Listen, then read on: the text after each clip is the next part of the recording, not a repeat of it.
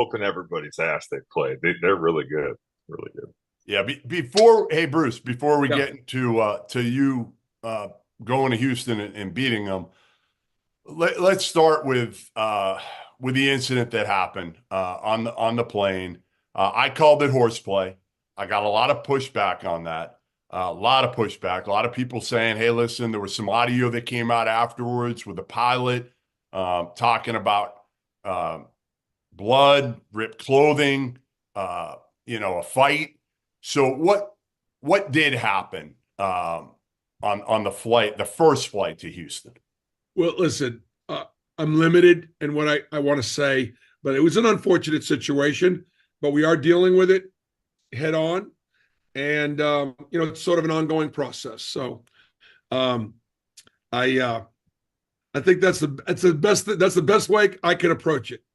So we can't, if I gave you multiple choice and said, horseplay, shenanigans, a Donnybrook, or a full-fledged brawl, you can't pick one of those four, A, B, C, or D.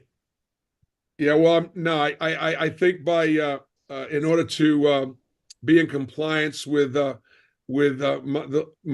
leadership, and but listen, we're going to handle it the right way. We're going to handle it the right way, and in spite of the a very rough start to our trip, we played in a basketball game in November that felt like it was March, and so we had a great game at Houston, a great atmosphere. Coach, I know both those guys are reserves, and you're one without them. But what do you know what their status will be? I know you play Kent State on Wednesday. Could we see them as early as that? It's an ongoing process, Robbie, and they'll be in class tomorrow. And we're obviously in the process of dealing it. So we'll do it the right way, be fair to all concerned, and but it's ongoing, so therefore I really can't comment. I just about maybe the way you felt after the second plane landed. Did it still feel like a normal road trip? I Yeah. mean, I have to assume it had to feel a little bit different just because you'd flown back and then flown to Houston. Well, just a long day. It's made for a long day. We missed a community service opportunity that we felt badly about. Fortunately, we didn't play till the late last night. Some people it was way past my bedtime when we tipped, and so that. But we've had situations where we've had flight delays and gotten in late. Last night we got back for the game. We got back at 3 o'clock in the morning.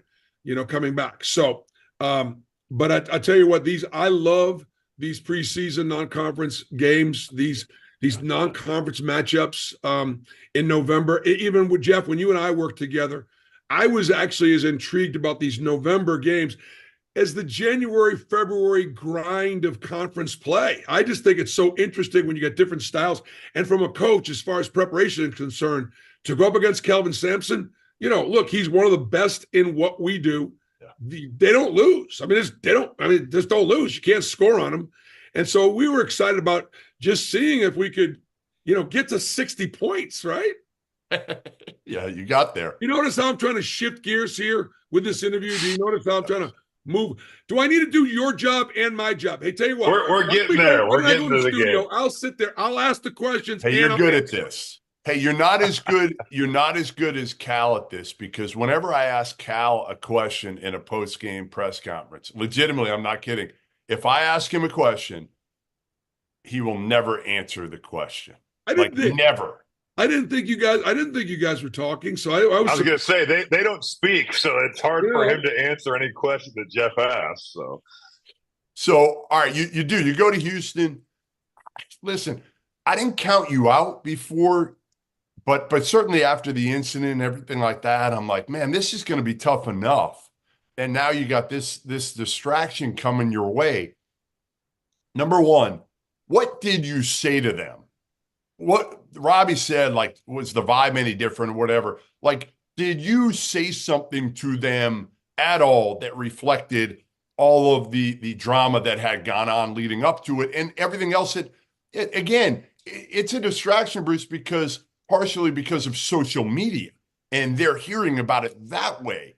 Right. We as coaches and teachers and dealing with young people, we deal with lots of things on a daily basis, and that's our job. I mean, that's our job. And so a lot of what we do in coaching is stuff that is off the floor.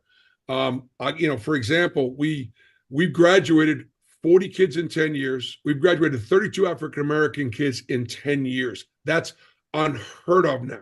You have to know all that goes into that, all the class checking, all the discipline, all the tutors, and all the wonder why that guy's not starting. He didn't start because he didn't go to class. I mean, there's just so much in coaching as it relates to just trying to teach, trying to lead, trying to help young men get from here to there.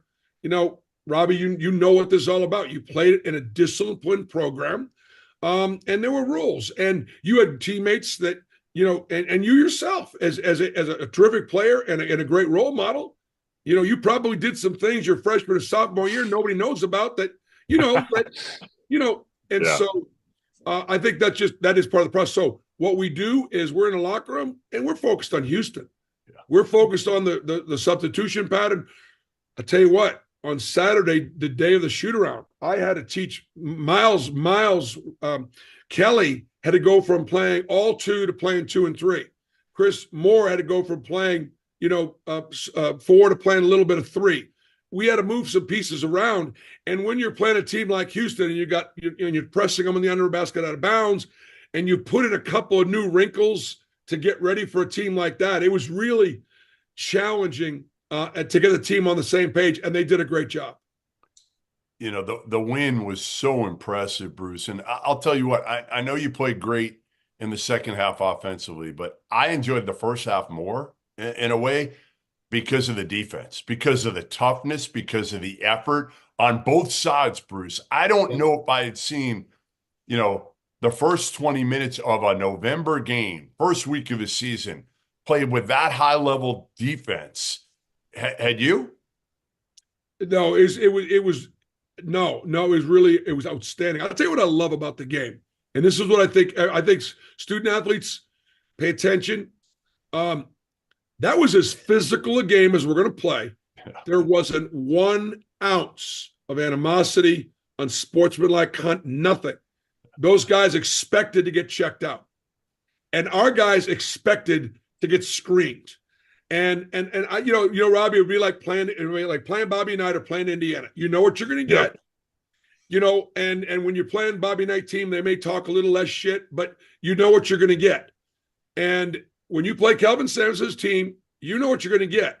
Yeah. I hope when you play Bruce Pearl's teams, you know that we're going to play hard and with a lot of energy and a lot of emotion. So I love that about the game. I really enjoyed watching our players compete against their players, and I really enjoyed the mutual respect I thought that the players had for one another, because we knew these are 2 good basketball teams early in the year.